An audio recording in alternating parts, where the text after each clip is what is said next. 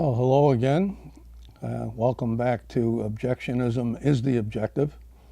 It's our weekly show, and I'm your host, Dan Brand, doing my best to bring a little bit of reason, sense, and objectivity to this corner of the world.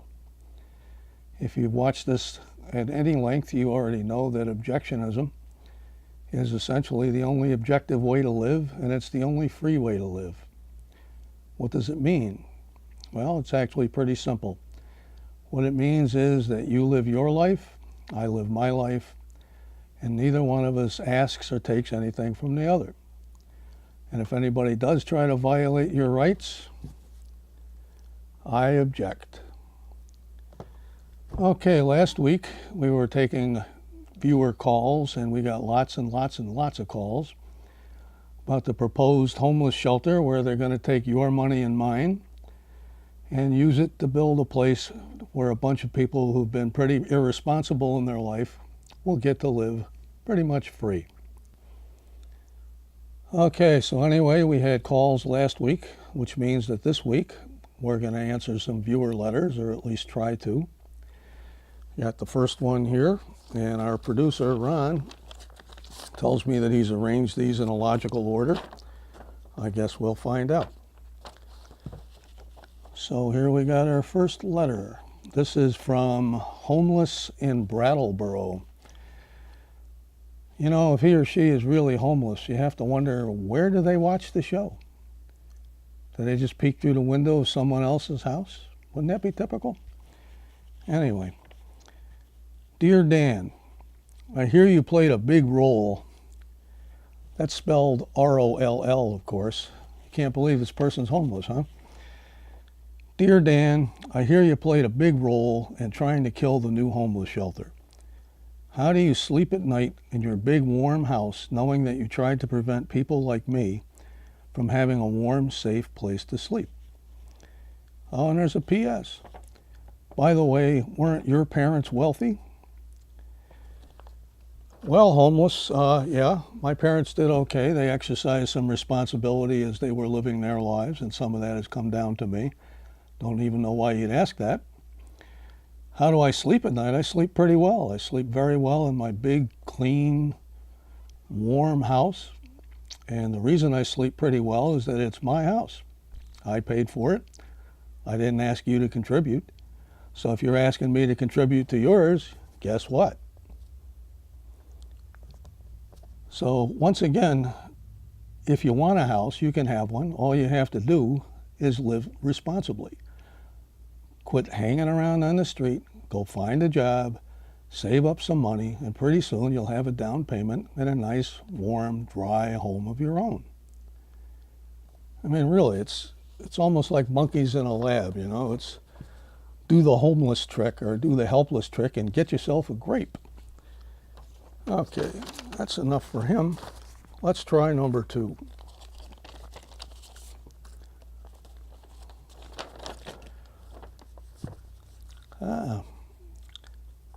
This is from Llewellyn Tuthers. Dear Dan, I'm guessing that you agree with the senator who said last week that people who have to work 2 jobs just to stay alive just need to be more responsible. I've heard you say similar stuff. A while back you said if people don't want to work 2 jobs, they should just find a better one and work that one. Yeah? So my question is, how is that any different from Marie Antoinette's let 'em eat cake advice? Well, Louis, whatever you call yourself, I don't know why the senator would say anything. It's not the government's business. It's not my business. It's certainly not your business. The only person whose business it is the person who's working 2 jobs. To which I say, if you don't want to work 2 jobs, don't. I don't care. If you want to work 6 jobs, work 6 jobs. Do whatever makes you happy. And frankly, that's what distinguishes me from good old Marie Antoinette. I don't give advice. I don't tell people how to live their life. Why is it so hard for people to understand that simple phrase, you live for you and I live for me? Next.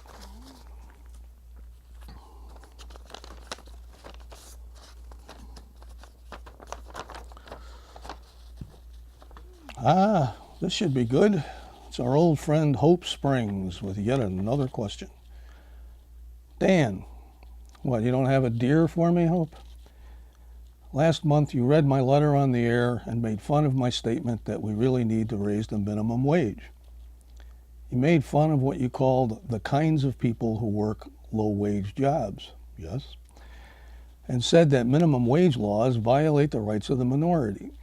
What in the world are you talking about? What minority? Well, Hope, it's the smallest minority in the world. It's the individual. It's a minority of one.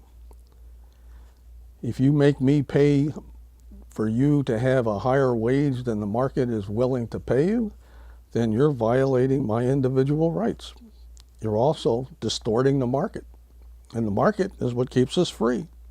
It keeps us separate, but it also keeps us free. Let's move on from Hope.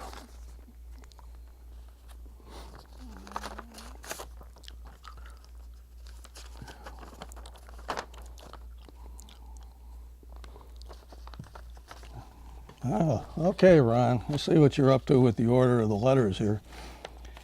And now we have a clergyman, a Reverend Booker. Dear Mr. Brand, I have many times heard you describe the market as the unseen hand, the ultimate guarantor of freedom, in similar terms. It sounds to me like you think of the market as omniscient and omnipresent, and pretty much like a god. Isn't that both blasphemous and silly at the same time? Well, Reverend, the short answer is no. The market's not God, so it's certainly not blasphemous. And frankly, I don't think it's silly at all. It's less silly than your question. The market simply influences everything. And it does a much better job than all the do-gooders out there that want to create order in the world and help the poor. The market simply is what it is. Doesn't need any worship. Keeps us all free. And as long as we're free to better ourselves. In fact, you're free to follow whatever religion it is that you follow. Okay, for the Reverend.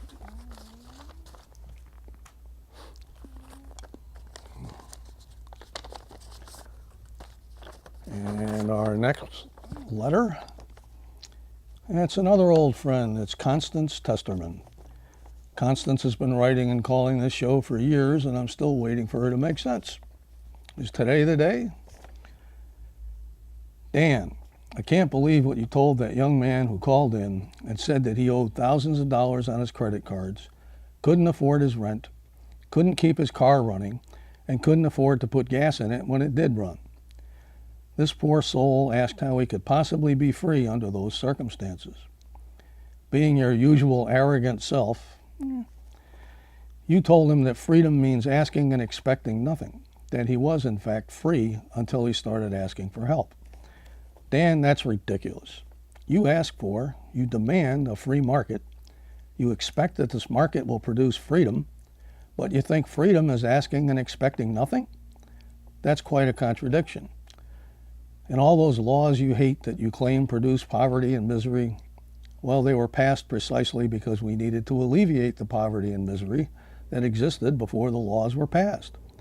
An even bigger contradiction. Don't you care at all what kind of world we live in? Explain yourself. Well, Constance, you still really just don't understand. In the first place, contradictions simply do not exist. If you think you've found one, check your premises. One of them's going to be wrong.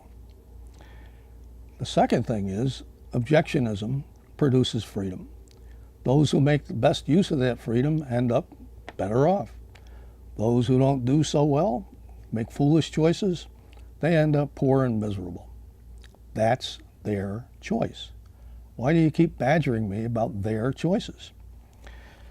If freedom leads to poverty in these people and that poverty leads to misery, that's the way it is. If they want to use my money to prevent that or somehow alleviate it, you know.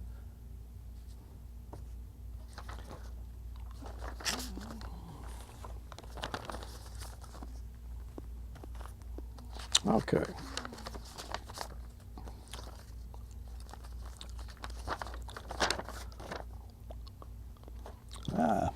someone new, or at least someone I don't remember contacting us before.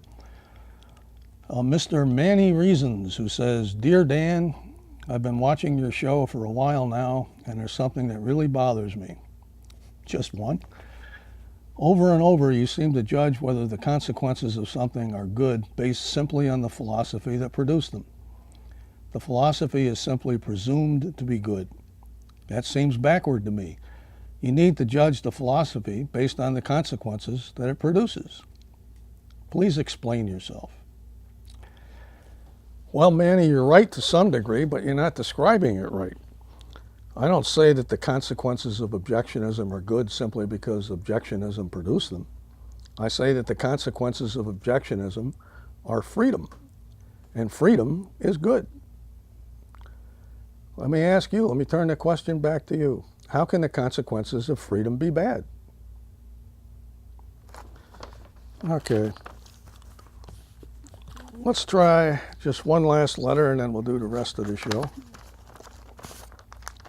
Handwritten. Someone doesn't have a computer. It's from Bobby in Bennington. Really, Bobby? That's what your parents named you? Anyway, here's what B from B has to say. Dear Dan, you just keep talking about freedom. Freedom this, freedom that. How are people supposed to get real freedom, not the simplistic brand that you peddle? If I'm starving, how am I helped by the fact that the government lets me starve? What am I supposed to do? Eat the philosophy you peddle?